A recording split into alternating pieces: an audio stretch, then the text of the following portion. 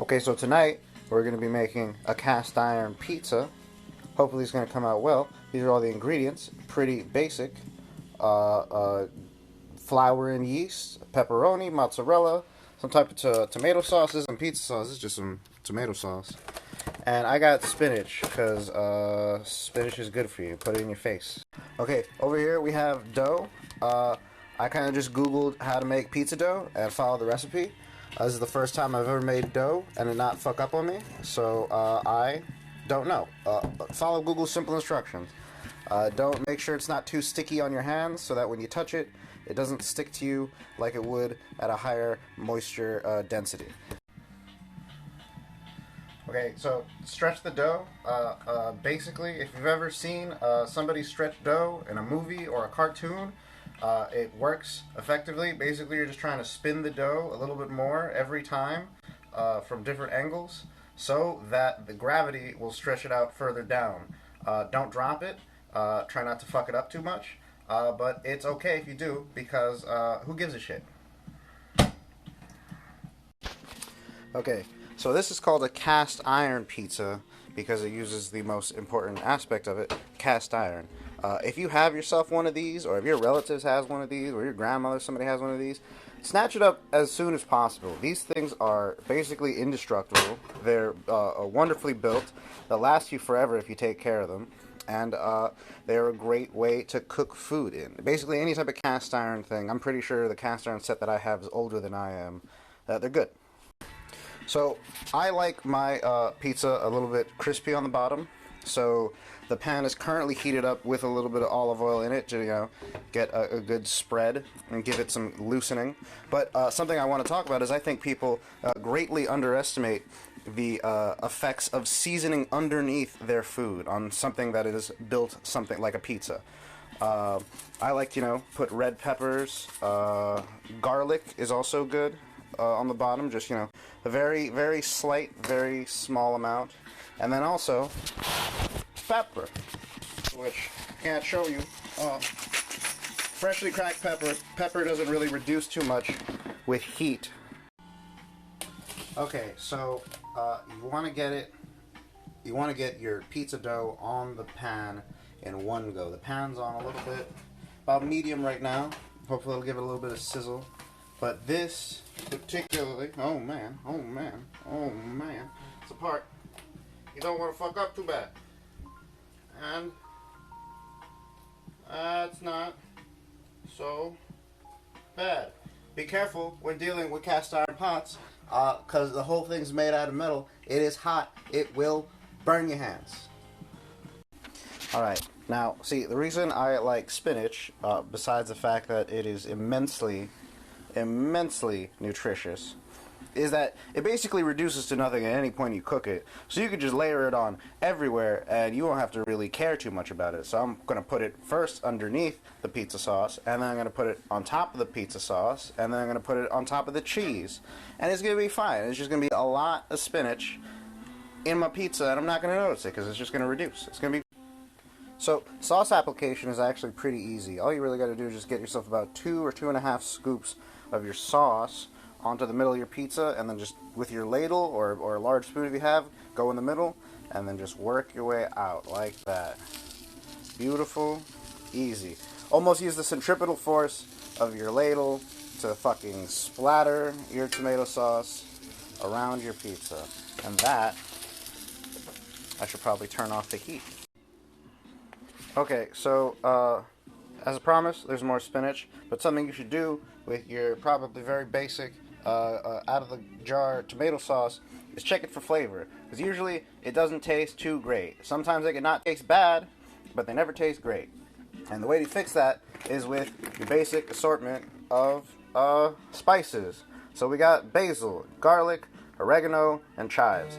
Chives is generally pretty light in flavor, but so you can put a lot of it. Oregano is generally sold at pizza, or given to you at pizza places. Garlic is garlic, it's excellent. Basil, also excellent flavor. All goes well together.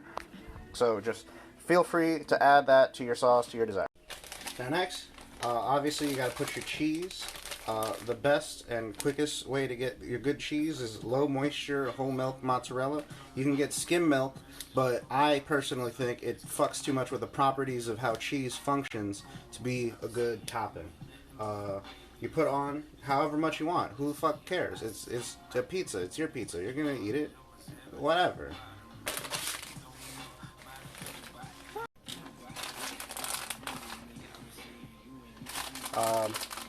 Pizza distribution should be, not pizza, cheese distribution should just be relatively simple.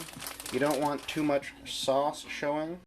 So, and you have to keep in count the fact that the cheese will melt and spread.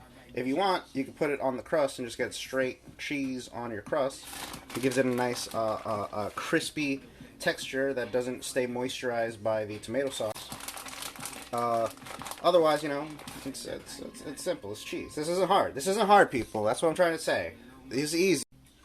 Okay, so my oven's been preheating at about 500 degrees. That's what it's set online to do, so I'm going to follow those instructions, just hope it works.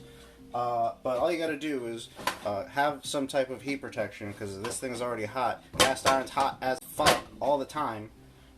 Just, put it in the oven. If you're one of the weaklings, don't be afraid to use two hands. It is far better to do things slow and steady than get injured.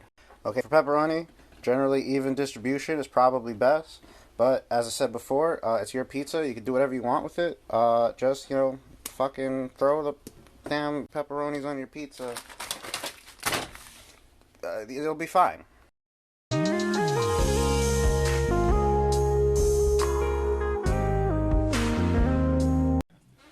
Alright, pizza should be done now.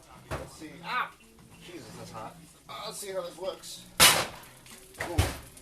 That's looking delicious and oily and fatty and gross and delicious. Look at it. Oh my god. Ow, my hand. Okay.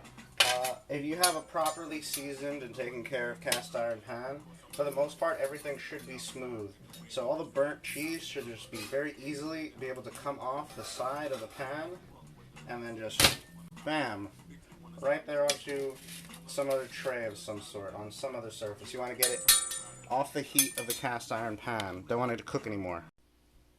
Now, if you'd like, and you want to be a little bit more health conscious, you will have noticed that pizzas are very oily and hot, so you can get yourself the very classic move of paper towel dabbing your pizza to pull off all the excess oil.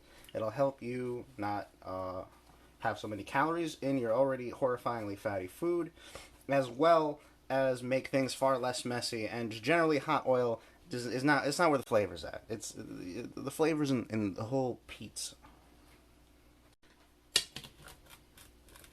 Oh, it's so crusty in the bottom. Oh, that looks beautiful. That looks absolutely delightful. Still looks very hot though. I maybe should let this sit for a little while longer. But it still looks great. Look at it. Simple. Easy. Pizza!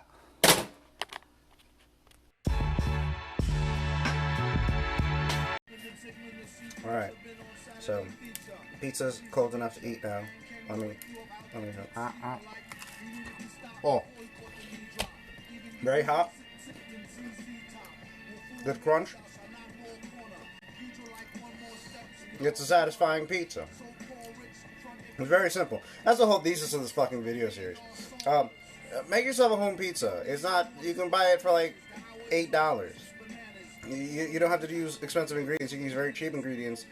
And for, say, I don't know, $12, $13, you can make yourself 2 to 3 pizzas very easily. So go do that at the grocery store. You're going to be spending a lot of time indoors. So do activities.